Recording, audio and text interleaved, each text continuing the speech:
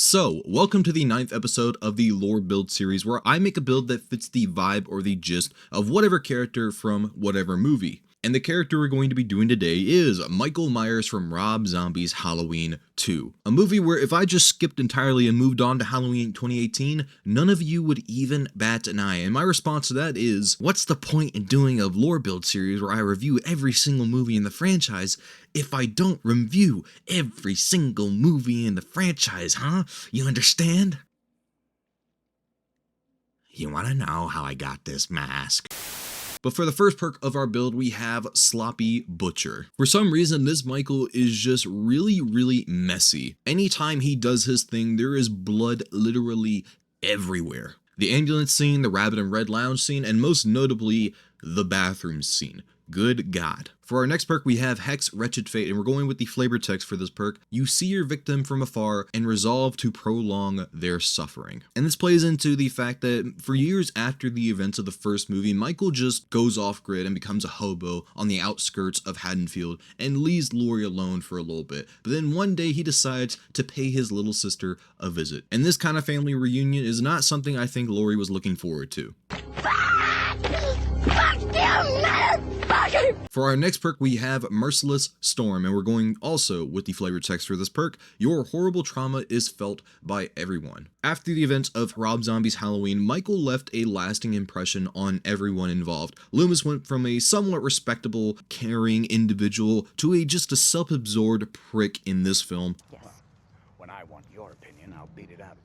Annie's life got turned upside down, not as much as Laurie, but it was still notable nonetheless. And Laurie went from a very kind and caring individual with a very bright future ahead of them to a very loud, naggy, whiny little twat.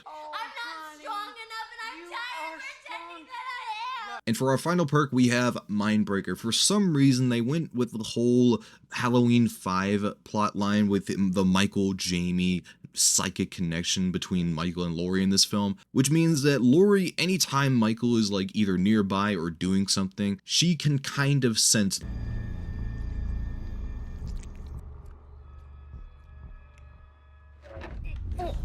Also, the closer that Michael actually gets to Laurie, the more and more her mind just starts to bend till eventually it just snaps. So that is the build. I hope you enjoy the rest of this video, and let's get started. Michael! So let's get into the likes and dislikes about Rob Zombie's Halloween 2. Now, I try to be as fair as I possibly could to this movie because, I want to give it a chance.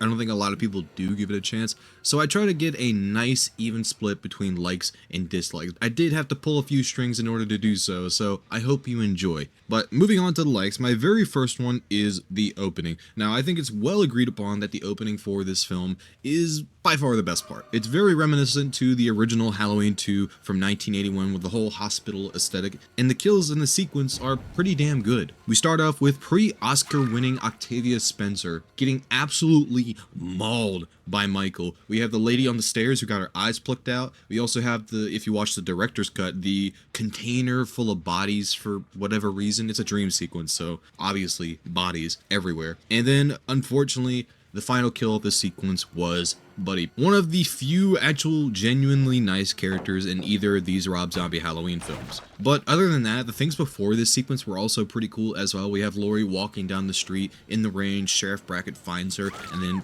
hustles her to the hospital, which the surgery scene, I don't know why I like watching it, but I just do for some reason.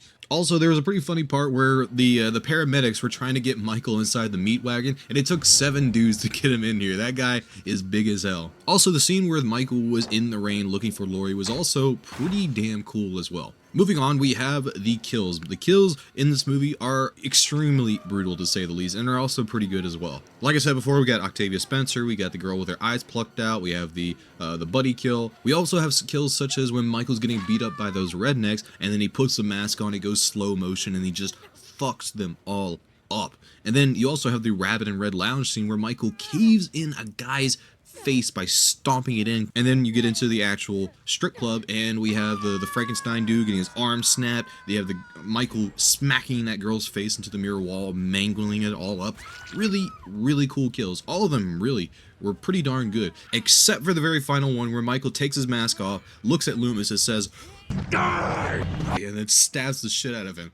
Don't like that one. For my next like, I have Sheriff Brackett. Sheriff Brackett is by far the best character in this film. Not only is he charismatic and lovable, Brad Dourif's performance is just top tier. The best out of this entire film. The only one that comes close to it is probably Laurie, or Scout Taylor Compton's performance as Laurie. We start off with him at the dinner table with his daughter and Laurie, chowing down on some pizza, talking about Western cowboys and stuff like that. And then later on in the film, when he finds Annie in the bathroom, all bloody and stuff like that, and Brad Dourif's acting just sells the scene so much. A lot of people find it goofy, but I actually find it probably the best part besides the opening of this film. And it gets even sadder when you watch the director's cut and you see all the montages of Danielle Harris when she was a kid, and it just, yeah, makes it a lot sadder. Next up on my like sheet is Laurie's downfall. Now, I don't know where I heard this. This is not a unique thought by me. The person I was watching thought that Laurie's downfall in this film is significantly better than Michael's downfall in Rob Zombie's Halloween 1,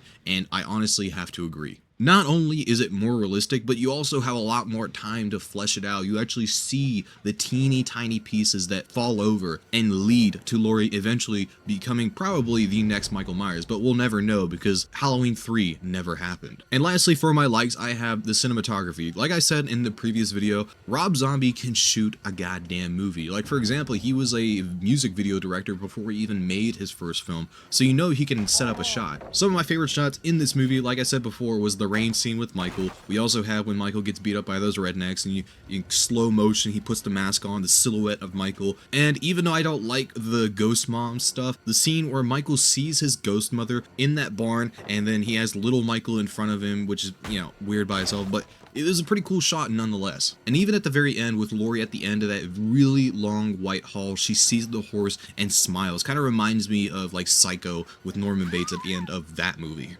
Alright, now for the piece de resistance, the dislikes. Now, anybody who knows me knows what my first dislike is going to be, and it is Dr. Loomis. The character assassination of my boy Loomis will not go unnoticed. He went from being a very watered down version of the 1978 Loomis we all know and love, and just turned into this narcissistic asshole prick, and I'm just like, okay, can we please just kill this guy off already? Rob Zombie clearly does not know how to write Dr. Loomis. Just get him out of the movie, get him out the way. But no, they kept him in the movie for the entire duration, and then they tried to give him some character arc that didn't make sense whatsoever. It was just so sudden.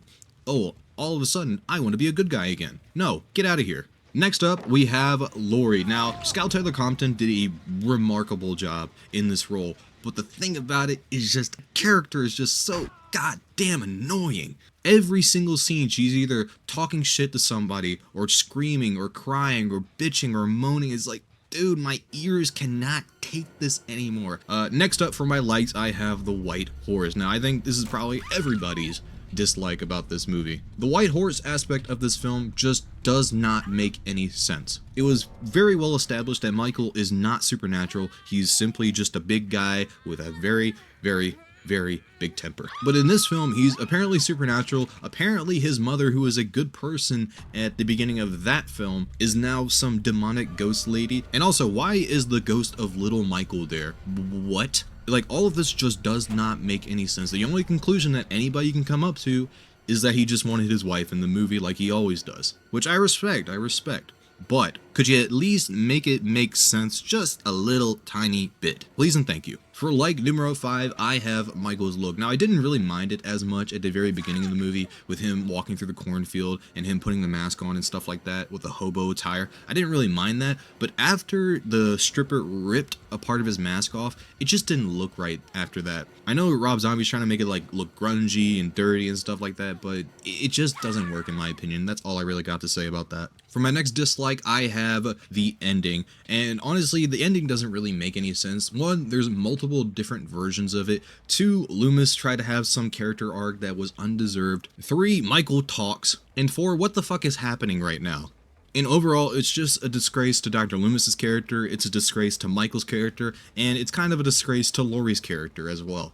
And lastly, for my dislikes, I have nothing fucking happens. This movie is just a big old nothing burger. We have the dream sequence that had no stakes whatsoever. It was just a dream for like the first 20 minutes, I think, of the film. We have Michael on the outskirts of Haddonfield just walking around. That's all he's doing. We have Loomis, who served no purpose to the plot except for writing a book that eventually led Laurie to find it and find out that she is the sister of Michael Myers. Whoa, shocker. And basically this movie can just be summed up as Laurie sad, Laurie scream, Laurie find out Laurie's sister, Laurie more sad, Laurie depressed, Laurie screams again, Michael shows up. That's all that happened. That's it. That is the only thing this plot can be summed up to. I feel like I wasted like 2 hours of my life watching this film, honestly. Now with that out of the way, we can get on to the Loomis meter. If you don't know what that is, it's basically just a scale from 1 to 6, 1 being horrible and 6 being amazing. And for Rob Zombie's Halloween 2009, I'm going to be giving it a big old fat 1 time out of 6. I respect this movie for what it is. It's not a bad movie per se, it's a big old spit to the face for Loomis, Michael, and Laurie fans.